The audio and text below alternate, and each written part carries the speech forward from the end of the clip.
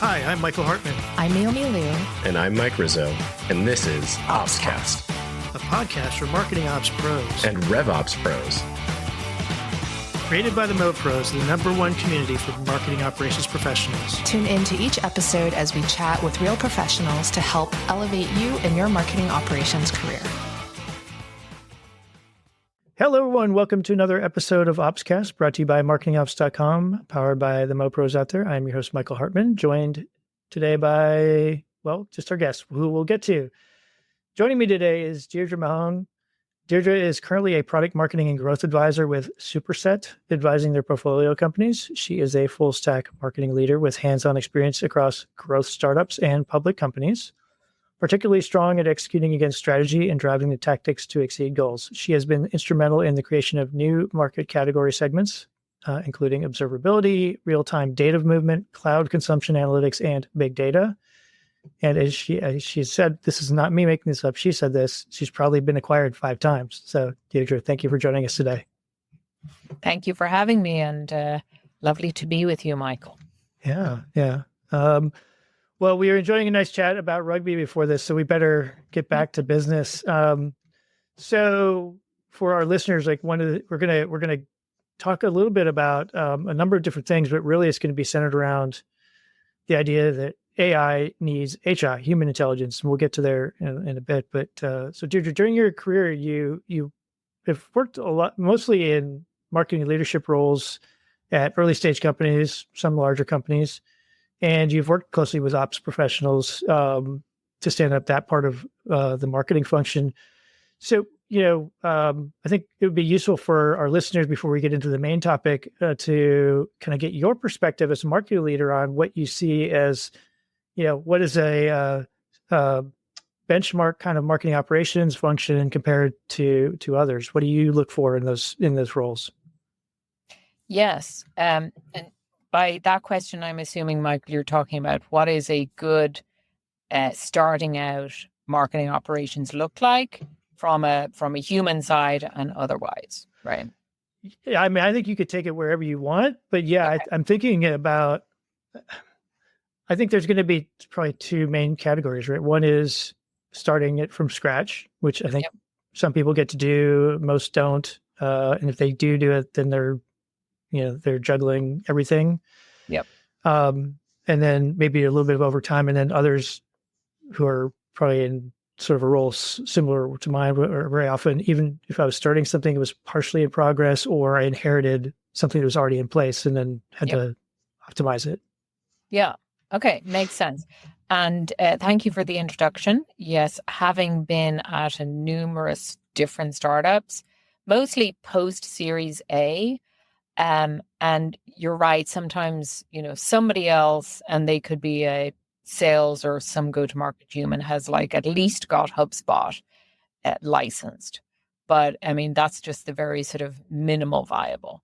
So when I think of a true functioning marketing operations practice, I think first things is the engine. So what is your engine that you're actually going to execute? And, the obvious thing is, what's your marketing automation system? Most people on the call today are probably either using HubSpot or a close competitor. HubSpot, we love them because they've actually helped younger companies get on the engine platform as quickly as possible and not super expensive. So I personally do like HubSpot. Then the second thing is, okay, do we have an agreed upon set of process steps? And, if you have a sales team in place, or some small team that's actually actively selling and engaging customers, then that's awesome. So you have a partner that you're going to work on defining those process steps. And one of the most important things to get right out the gate is, what's your model? So are you a sales-led? Are you product-led? Or are you hybrid, right? So your process steps should be directly mapping to how people engage and buy. And then the third piece, and then I'll touch on the people side of it, is the last piece is, do you know what you're actually going to measure? And do you have an agreed upon set of KPIs or goals? And how are you going to divide and conquer and co-own and have accountability for those numbers?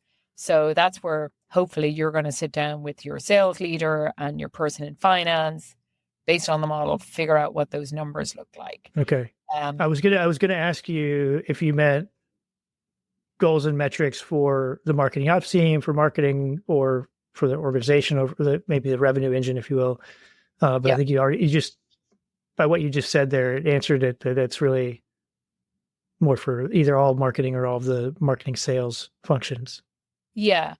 Just to touch on your point about, goals and metrics for the ops team, a lot of times, especially in the early days when you're standing up the engine, a lot of times it's like, okay, can you deploy and get this new tool or system or process in place by X date?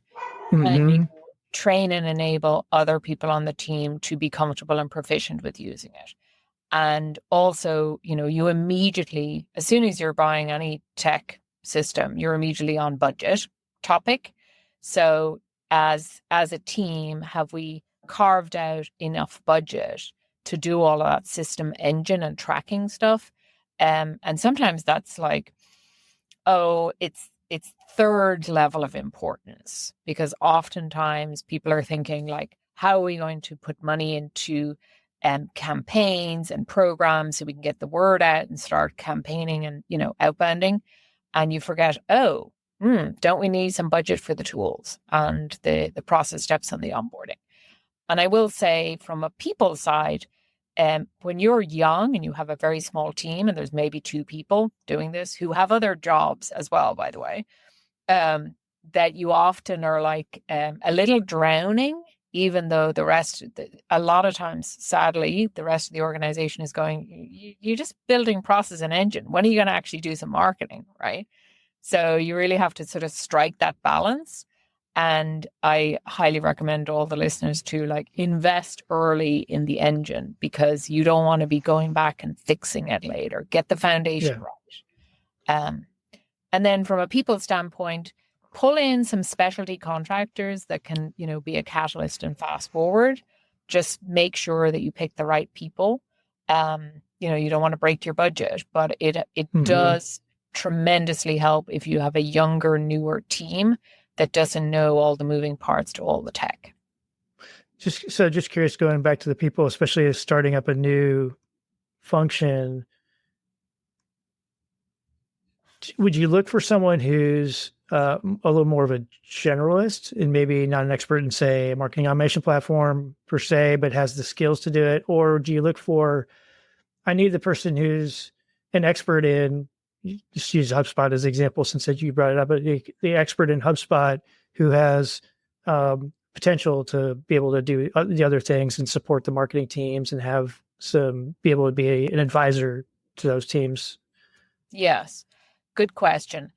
My bent is towards the generalist, because when you're a small team wearing lots of hats, if you hire only a specialty person that knows only one thing, then you'll end up, you yourself will end up picking up all the other pieces. So I want to hire somebody who's a generalist. If that person has some knowledge and experience with HubSpot out the gate and has an appetite to learn and grow, which, if I'm honest, most marketing operations folks that I've worked with in the past, they have, ambitious careers. So that's awesome. I have worked with folks that are really comfortable with data and really comfortable with in the weeds. That's more important. If that individual is comfortable doing that, then you're on a good path. And Gotcha. You easily show them the growth trajectory out of that. They're not going to be in the weeds forever, but they have to be comfortable with that. Yeah, I've rarely had the opportunity to really build a team from the ground up. And I think early on, I would have said, I need somebody who can run the engine, right, called the marketing automation platform, and be able to fulfill needs like building emails, getting them deployed, and that kind of stuff.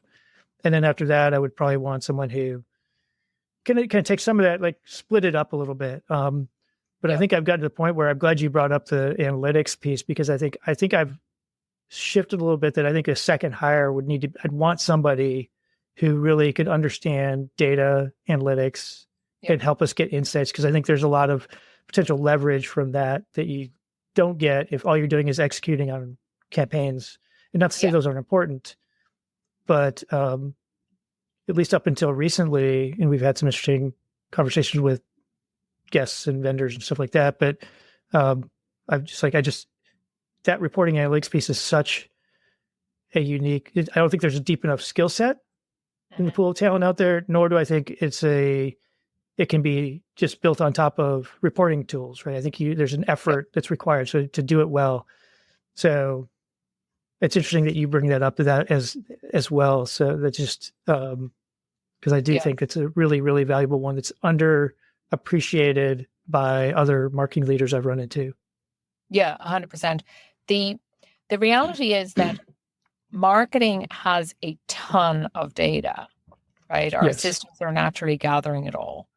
And that's from like website traffic to conversions and engagement on your HubSpot embedded forms to then how it downstream converts in the funnel.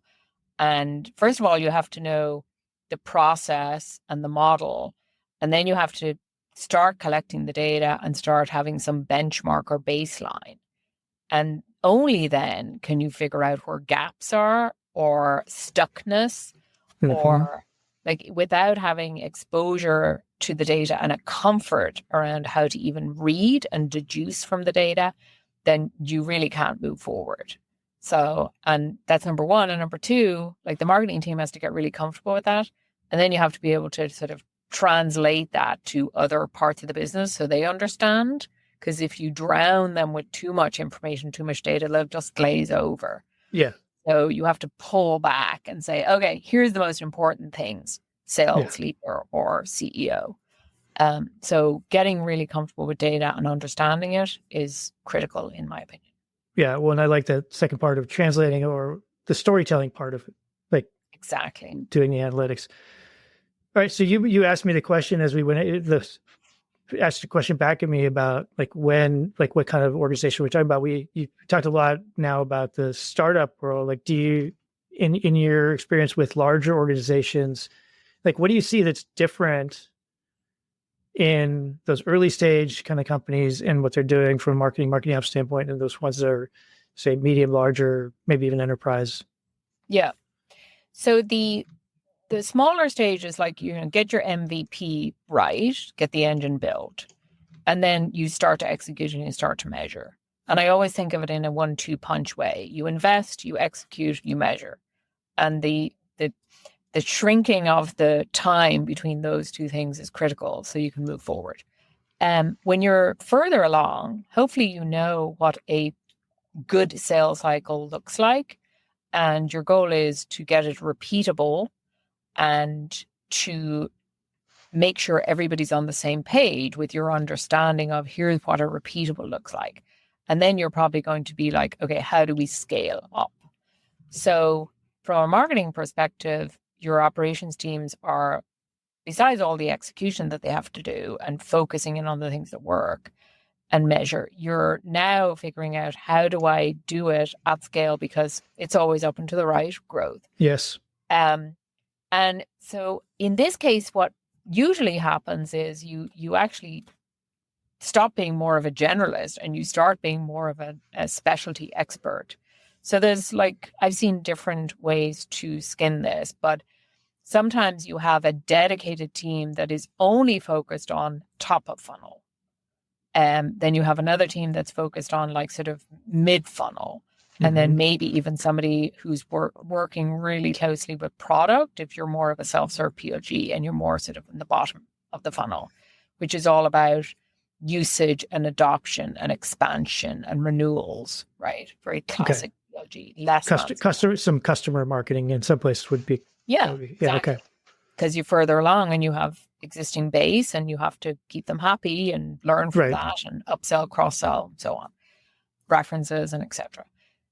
So you end up being I like this sort of demarcation between am I a generalist or a specialist. So now you're probably more of a specialty and you're focused on a particular part of the business or maybe a particular segment or you're working with the enterprise sales team directly to help them versus maybe self-serve side of the house. So it ultimately, at the end of the day, you're honing and tuning what's working so that any additional marketing dollars that you're pouring in, that you're being really efficient and spending where you know that there's going to be a growth. And I think by having this idea of almost a scorecard at those different buying cycle stages, now you know every week when you do your weekly business review, now you know what is your expected goals and KPIs and how are you mapping each week to those. So each of those dedicated teams can really get much closer to the problem and make recommendations on what to do to engage, whether it's top, middle, or bottom of funnel. Hey everyone, Mike Rizzo here, CEO of MarketingOps.com and co-host of OpsCast. I've got a little secret to share with you, something that's been one of the best kept perks of our community until now. At MarketingOps.com, we've built a hiring program that's changing the game for marketing operations recruitment, and we're finally sharing it with the world. Our community is over 22,000 strong, and within that, we have over 4,400 members who are actively and passively seeking new opportunities. These are seasoned professionals with skills and experience spanning platforms like HubSpot, Pardot, Marketo, and so much more. Plus, we can help you fine-tune your outreach, targeting exactly the right candidates by region, years of experience, seniority level, or even agency experience. But here's the real cherry on top. When you hire through our program, your new team member gets a free membership or a virtual ticket to our annual conference. From day one, they're not just stepping into a new role, they're getting access to the training, networking, and support they need to hit the ground running. So if you're ready to unlock this incredible opportunity, it's time to let this secret out. Visit marketingops.com and find your next star teammate today. Thanks for listening, and as always, keep optimizing. So one of the things I've experienced, and I don't know if you've seen this, is as these, and I think it's a real challenge as teams get larger, I think intuitively you're like, oh, we can multiply, the amount we can get done. But I've found that multiplier is much smaller than we think it is because there becomes inefficiencies in how things get done, because now you had the generalist who was doing the campaign definition, defining stuff, creating the creative, developing the creative, developing the content. Now that's all done by 2, 3, 4 different teams, right, and who all are kind of working at different, parts of the process. How have you? Am I the only one who's seen this, or is this something you've seen? And B, if you have seen it, how would you think about trying to minimize the impact of that inefficiency that could creep in those organizations? Yeah. I mean, getting everybody on the same step one is, are we all aligned on the strategy and the plan? Is everybody intimately aware of what our KPIs and goals are? And as one team, you sit and look at those every week and you decide what do you need to stop doing, or versus what do you need to keep on doing? So alignment is critical, and it's not just alignment among that full marketing team, but also alignment with the sales team as well. Mm-hmm. The other thing is, and I know we'll probably get into it in this discussion, which is what are some of the manual, time-consuming, repetitive tasks that are happening and taking up all of your precious time that you could actually start using technology and agentic AI type technology to speed up the cycle. Right. And the part of, I think, the biggest challenge with marketing is there's so many, everybody works so closely and collaboratively. There's so many interdependencies. And this has to come, then this is a cycle or a natural workflow to what we do. And I'm pretty sure, because I've seen it firsthand and worked with companies, what can I parallelize and do in concert? And AI can definitely help there. Yeah. Okay. Yeah. I know that was just something that popped in my head because I'm sure somewhere, like we've probably got a mix of listeners and viewers who work at smaller organizations and probably would, if they've never experienced what it's like in a bigger team, Yeah. like how it can be sometimes frustrating. Like, why can't we get more done faster? Yeah. Right. And it's kind of like we get in our own way in a lot of ways. Yeah. Too many meetings to hypothesize what went wrong without having access to the right data set or knowledge. So the one thing I will add on a bigger team, that specialty thing, and everybody sort of gets deep dive and narrower, is a lot of times teams, HubSpot isn't doing it for us. And we actually need to pull data from all these other siloed systems, whether it's our finance or our sales system. And so now we need a data warehouse. So they will get Snowflake, stick Tableau or Looker on top of that. And then what happens is you will slow down because now you have to hire some data scientist or engineer type person to go figure how to use that, stand it up and share reports. So the more proficient you are with sharing information that may be buried in these silos and just being active about that on a consistent basis, like it's the same point about bringing everyone together and along for the ride and exposing them to the critical information they need to make decisions to do their job.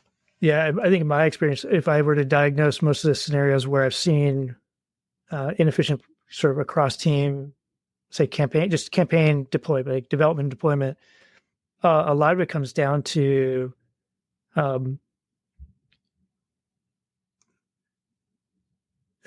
review and approval processes that are either unclear or overly conservative, I guess is the way I would put it. And sometimes those come together, right? So by unclear, I mean like who's actually the one who can approve it versus who can provide input that we may or may not incorporate, right? Before you deploy. And I think that to me is like if I could fix one thing in most places is like try to give more trust and then to the teams to do the right thing. And when something happens to get out the door that is maybe not ideal or has something wrong or whatever, is that you then provide grace to those people. It doesn't mean you give them a total pass, right? It needs to be a lesson from that. But I think if there were more teams who were comfortable letting their teams move forward quickly, I think a lot of that would go away. Yeah, 100%. I'm always encouraging team members to, when they have an idea or a suggestion or a brainwave that will help everybody, like proactively bring it up. And I think you have to actively allow time and brain space for that, because I think the problem is you're always running so hard and you're always just executing. You execute your report or you try to figure out where you're stuck or problems. You rarely devote time to, let's just have some white space to talk about something. And that's when let the quietest person in the room speak up, because they probably have lots of ideas that, we I don't love give that. enough time for that. I agree. And in today's world, I think sometimes that's looked on like, oh, you're not getting enough done, right? It's like this focus on being busy, which is not always the best thing. Anyway, be smart with being busy, right? I'm not prepared to talk about brain science tonight. So today, well, you mentioned AI and agentic stuff. So that's really, I think, what we want to spend much of the rest of the time talking about. But I brought it up when I was introducing you that you said to me when we spoke earlier that AI will need HI, which you said, by human intelligence. And I know you wrote something about this. I don't remember where. And it was a blog in the early part of the year. Yeah. Yep. So what, maybe just like, we can put a link to it in the show notes too, but why don't you walk us through, like, what do you mean by that AI needs HI, and what is the HI part of it anyway? Yeah, that's exactly right. So first of all, like, I think everyone on the call today is probably using ChatGPT, right? And I will admit that I've been slow to adopt it, but I was just telling somebody earlier today, just in the last 2 weeks, I'd say I've almost stopped using Google for search. I've just almost started didn't take long, right? Well, it took me a long time compared to others. I'm sure they're like, "What? You're just now getting to it?" But yeah. So it's I was talking to a former colleague recently, and it's sort of like, it's my go-to. Like Google search isn't anymore because it gives you so much more. And it's, if you're stuck on something, it's a great sort of memory jogger, or if you're frozen on writing something, there's so many different use cases and prompts. So I'm assuming like everybody has at least tried it on. Now, a paid ChatGPT then is a little bit more secure and a little bit more advanced in its capabilities. And this is only one LLM that exists in the market today. So the good side of ChatGPT is that it's actually telling us that we can interface with something just using an English prompt and get pretty rich, relevant response and answers. That's awesome. So I was like, oh my God, the instantaneous of it is letting us know that there's a promise. If I really build out some agentic AI-driven workflows, I can actually really get some interesting work done. Yeah. The human intelligence part is that it's just data and technology. It's not going to proactively do anything until you actually design it so. So you have to decide, what is it I want to get done? And then how am I going to shape it? What are the sort of the beginning and the middle and the end of this thing I want to do? And that's in your control, right? The other part of it is that, it will give you some summary result or answer, but you then have to decide, what am I going to do with this additional information or content that I've just created in a very fast fashion? So where you want to place that and how you want to distribute or learn from it is entirely your decision. So first of all, I think AI is our helper. It's like in our sidecar working with us. It's hopefully going to be told by us humans and learn over time how to do all those repetitive manual things that I don't want to spend time doing.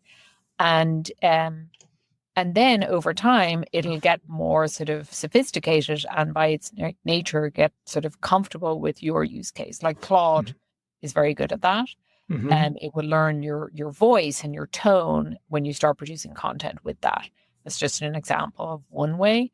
But I'm all for stop doing these boring, repetitive tasks with our precious time and use our time to do the strategic, smarter work.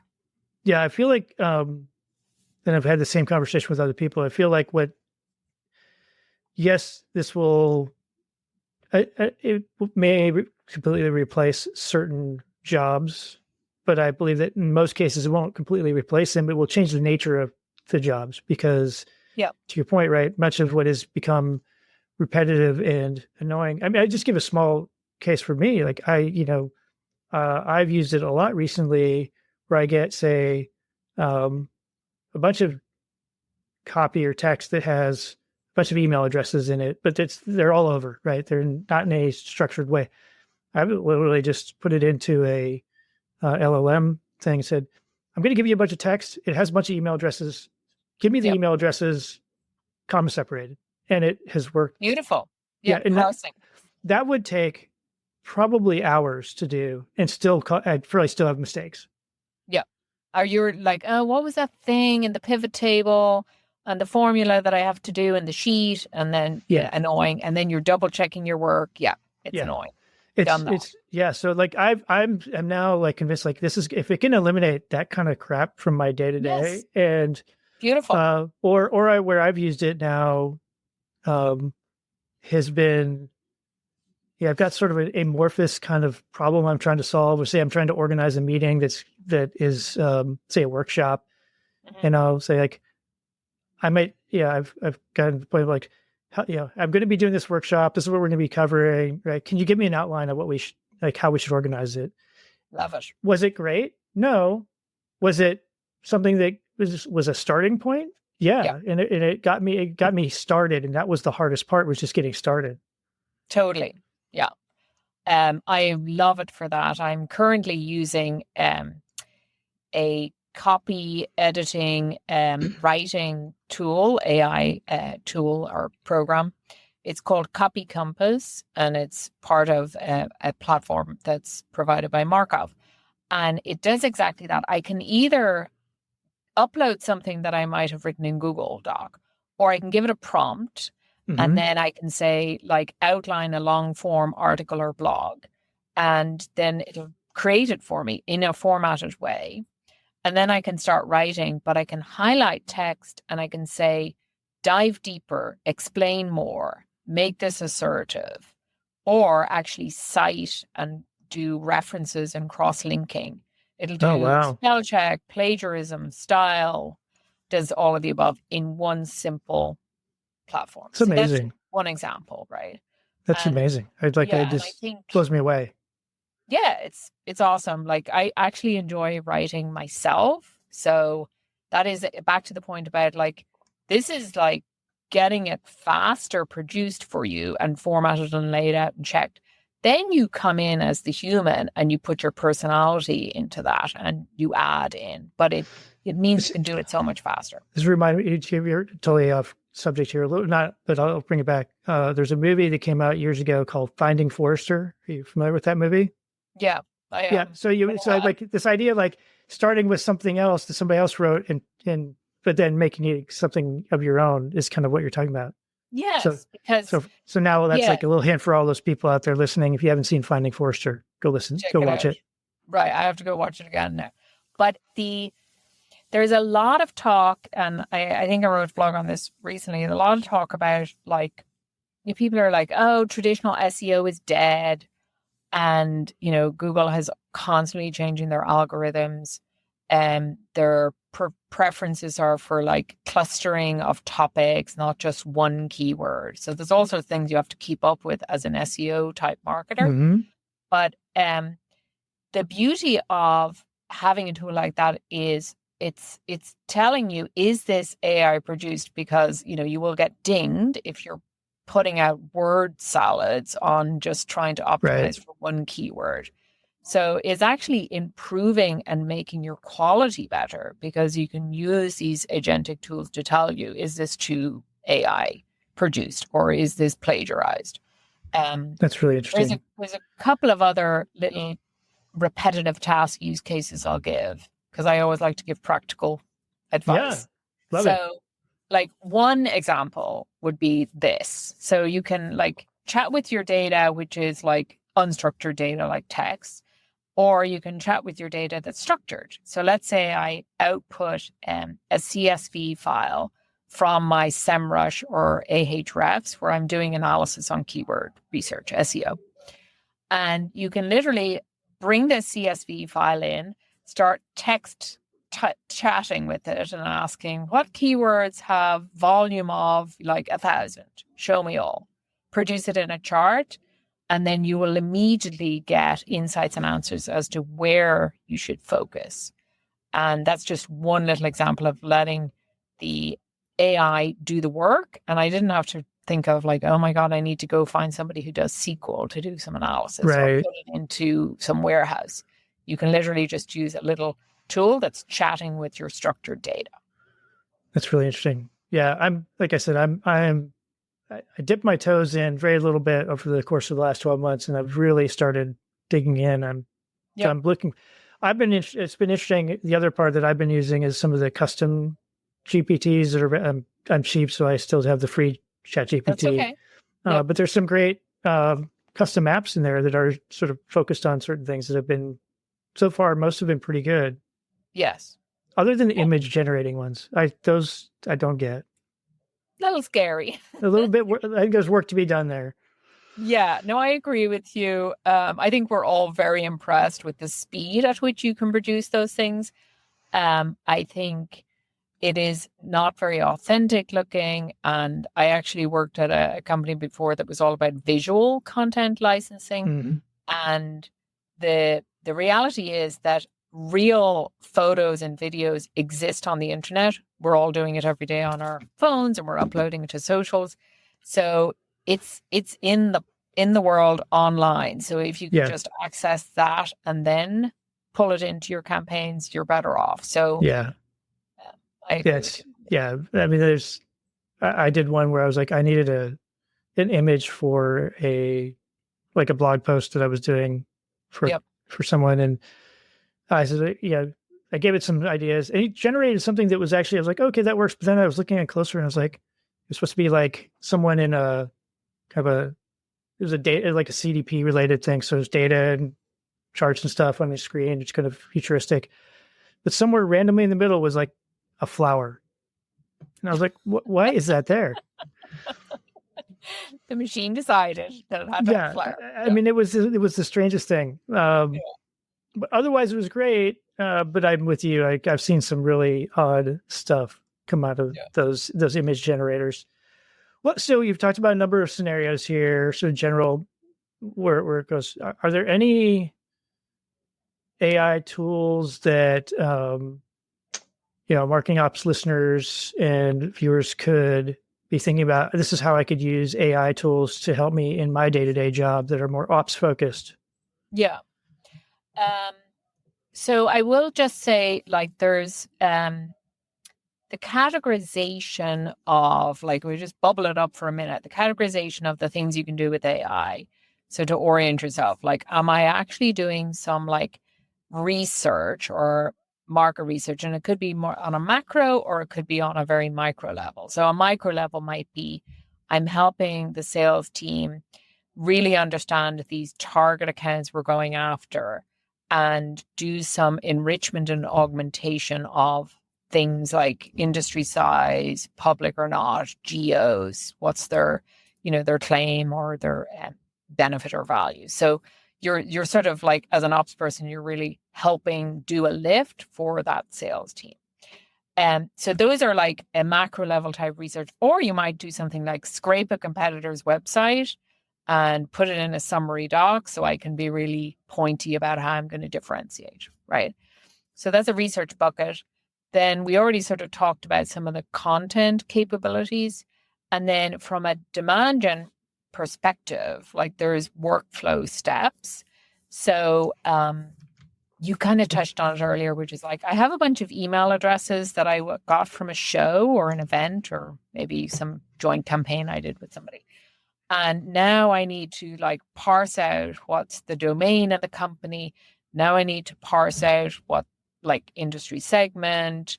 Now I need to parse out where they are, what size, what revenue, all those enrichment things. So that is like a very valuable use of, like, just like you were saying, oh my God, I'm doing it in Sheets or Google. Yeah. That is a speeding up on the execution of a highly targeted campaign, for example. So those kind of workflows, the tool that I'm using right now, I touched on it earlier, which is, it's a company called markovml.com. And it, out of the box, like you literally self-serve log in, out of the box, you can launch a specific thing, will do exactly that set of tasks. All you have to do is say, here's the file with the email addresses, do the tasks, and then you get the output. And in less than 2 minutes, it's done, right? Wow. And then I think most of your listeners that are sort of leaning into modern AI type tools, like Clay is the current darling, if Right. most people are paying attention to that. Apollo is also a very good tool for like really getting the right clean emails for target, especially if you're doing any outbound marketing, targeting certain accounts. The name of the game is that gone are the days where you do sort of a generic message to this batch, right? Right. You now have the capabilities to be much more targeted and personalized, and not like, oh, let's do like 3 outbound emails a week or X number of things on your calendar every week. Now you can be much more sophisticated and get higher conversions and responses. That's really interesting. Yeah, I can see that being helpful for for our listeners as well. So I think you brought up Clay, and you mentioned to me when we were talking before about an example. I don't know if you're able to share it, where it's saved time doing outreach research. I mean, you touched on it there. Can you share a little more about what that was like? In terms of the time it took to get it off the ground? Well, I guess there's that too, but I'm just like, what was it used to do that otherwise would have been done by through human capital, right? Yeah. Okay, that's good contrast. So, well, I mean, we can take the example of the clay. So I've worked with my sort of former RevOps and marketing ops team members in concert. And this is where like the human part is coming in as well, right? So we said, oh, we have the existing customers that are happy. They're in this industry and segment. How do we go find more of them? So like I think Zoom Info and others used to call it, where are my lookalikes? Yep. So you have to go figure out where are those ideal customers. So that's kind of painful. Like back in the day, you would like, I'd mess around with Zoom Info. You had to go get D&D and all that stuff, right? Yeah, a mix of tools. And then you put it into some spreadsheet, and then you have to augment the spreadsheet, and then you have to check it, and then you have to share it with the sales team, and then you have to upload it. And then you have to go find all the email addresses on the right contacts, and hopefully the tools help you. So in Clay's example, it is list building for you, but doing it in a very highly targeted way. And it is literally scraping information, like it's real time. So it's not like older data that was maybe collected months or years ago. It's literally now telling you this company is doing this stuff and here's the right personas. Clay is also going and finding the persona information from multiple sources, not just one source. So they're sort of casting a wider net. So they'll go look at your LinkedIn and probably find information about you in other places if they have a relationship with Apollo, for example, right? And then it tells you all that rich information. And now you can actually be super prescriptive and say, create a 3-touch sequence and, top and tail my messaging with these things, but tailor it according to the human and the company that they're at, based on what I want to engage with them with. And that's where that human part comes in. So that's true, like truly personalized as opposed to just, hello, Michael, right? Yes. I see you're at such and such company. Yeah, exactly. And you know that it's very sort of cut pasty because when you read it, it's like nothing to do with me, right? So in the before times when you didn't have automation, you would ask your BDRs, hey, you got to go research each of these target accounts. And you have to then tailor your message and you have to go into your outreach or your sales loft or whatever you're using and make those changes. And you know how long that takes. It's the right thing to do. It is the right thing to do. But they don't do it. No. So, because it's a pain in the butt, right? Sure. So. Yeah, I mean, I had a small inbound team at one point in my career, and we had templates for large categories of type of follow-up we'd have for incoming leads. But we always made sure that we took the time to tweak them to match what we could tell about, like doing a little bit of research. And I think that I've always thought that that little bit of extra effort reduced the volume that we could do, but was more effective. And I would take that trade-off. Yes. Quality over quantity. Yes.